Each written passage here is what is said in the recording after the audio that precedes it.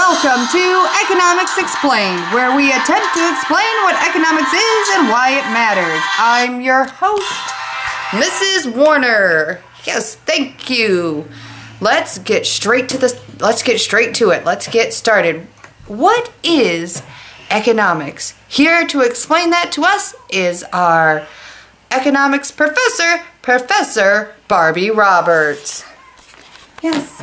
Hello, I am here to explain to you what economics is. Economics, at the basic level, is the study of people and choices. It's the choices that people make about what they are willing to spend their money on and the consequences of that. Everything has a cost.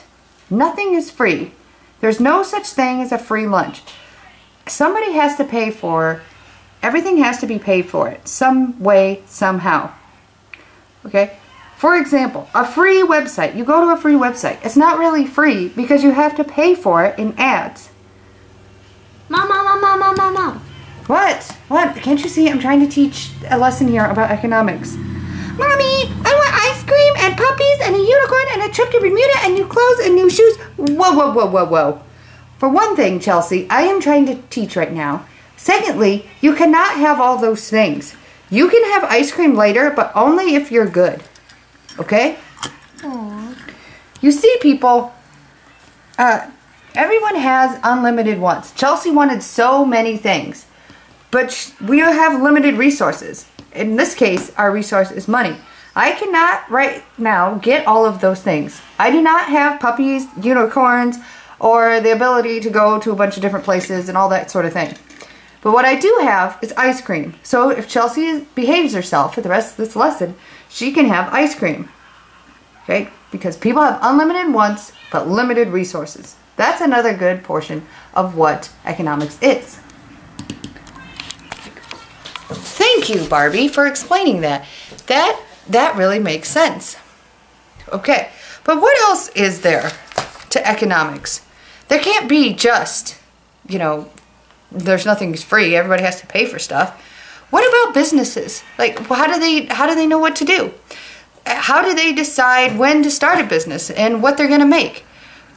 Luckily, here at Economics Explained, we have some behind-the-scene footage of some people trying to decide to start a business.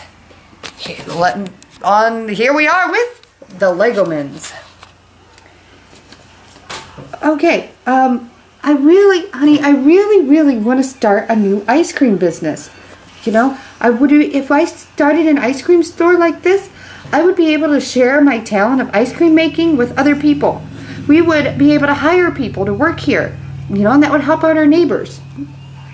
And there's so many other things. There's so many other benefits to starting an ice cream store. But dear, if you started an ice cream store, what if nobody comes? Is this really the right time for that? You would lose all your money if nobody came and bought your ice cream. What if nobody liked your ice cream? And if you hired people and then you had to close the store shortly after, all those people would be out of a job. And that's just a few of the risks of starting your own company. There you have it. Benefits and risks.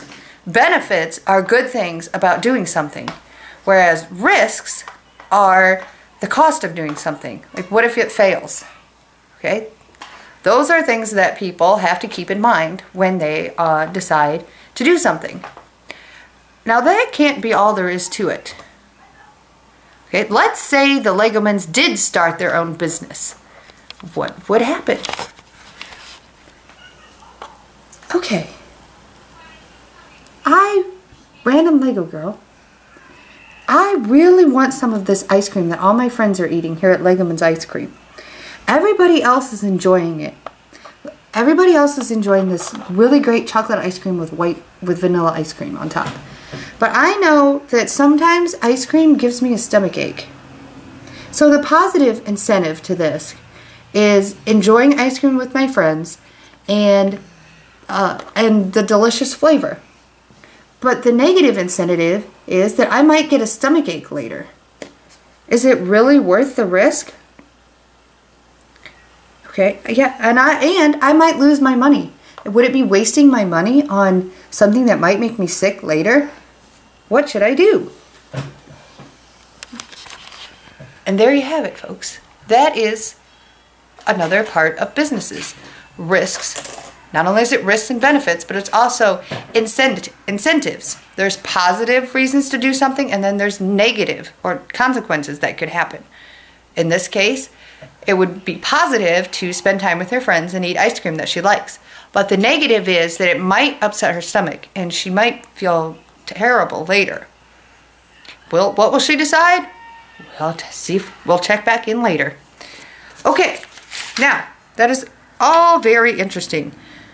But really, is that all there is, though, to economics? Just, you know, nothing's free, positive, negative, incentives, risk, benefits. Oh, let's go. What?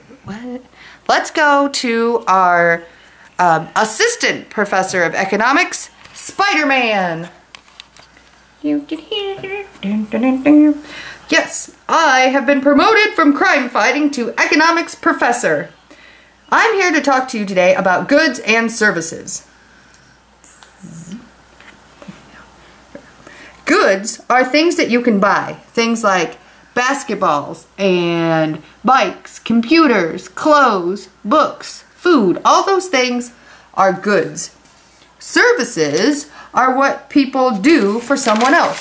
Services such as being a nurse, a hairdresser, a firefighter, a car mechanic, or a trash collector. Other services could be being a teacher or being a dentist. So what does that have to do with economics? Well, I'll tell you. To make an economy work, buyers and sellers willingly trade their service or good for something else. Usually money is traded for the good or service, but not always. So a person has to decide if they're buying a basketball, for example, if it's worth the risk of buying it. Do they want to trade their hard-earned money for this basketball? Okay, or getting their haircut. Do they want to trade their money for a haircut? Is it worth all of that? Are they willing to part with their money for a haircut or a hairdo? Same with the other things. Okay. Thank you, Spider-Man. But that's what happens when there. Sorry, people. That's what happens when there is